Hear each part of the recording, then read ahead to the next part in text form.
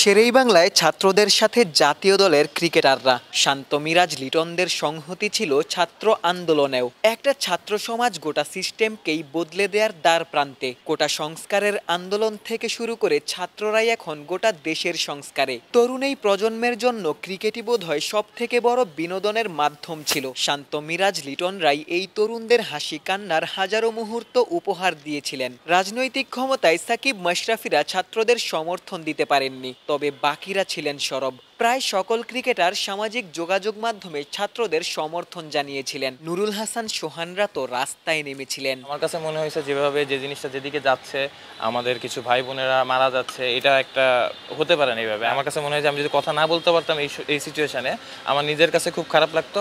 হয়তো জানি না কোনো কিছুই করতে পারছি। স্টুডেন্টদের অনেক অনেক ধন্যবাদ, তারা এই জায়গাটায় আমাদের নিয়ে আসছে এবং তাদের যে সাহস, এটা আমাদের ইন্সপায়ার করবে।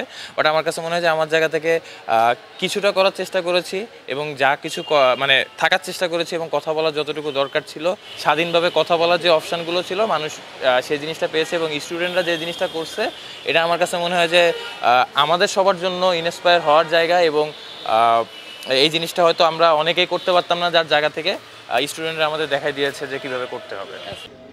তরুণ প্রজন্ম ক্রিকেটারদেরও সাহসী বানিয়েছে। ছাত্ররা যেমন কোটা কিংবা দেশ সংস্কারের দাবি তুলেছেন, ক্রিকেটাররাও এখন গোটা ক্রিকেট কালচারটাই সংস্করণের আওয়াজ তুলছেন। নানা অনিয়মের কথা গণমাধ্যমে তুলে ধরছেন।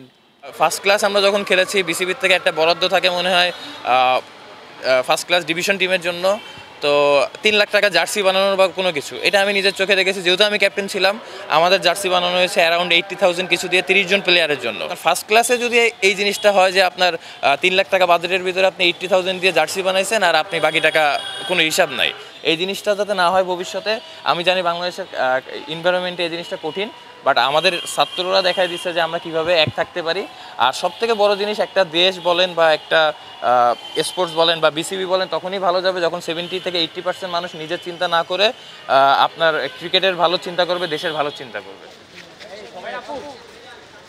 ক্রিকেট বিশ্বমঞ্চে বাংলাদেশকে নতুন করে চিনিয়েছে। ক্রিকেটাররাই এদেশের হাজারো সমর্থকের হাসি কান্নার কারণ হয়েছেন। রাজনৈতিক কারণে সাকিব মাশরাফির অবস্থান ঘিরে ছাত্রদের হয়তো জনমভর অভিযোগ থাকবে, তবে এই ছবিগুলো হয়তো ক্রিকেটারদের স্বস্তি দিবে।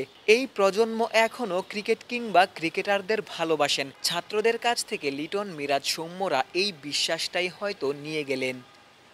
শেরেবাংলা জাতীয় ক্রিকেট স্টেডিয়াম থেকে ক্যামেরায় আমিনুল ইসলাম সুজনের সঙ্গে গোলাম সারোয়ার, ক্রিকেট 97।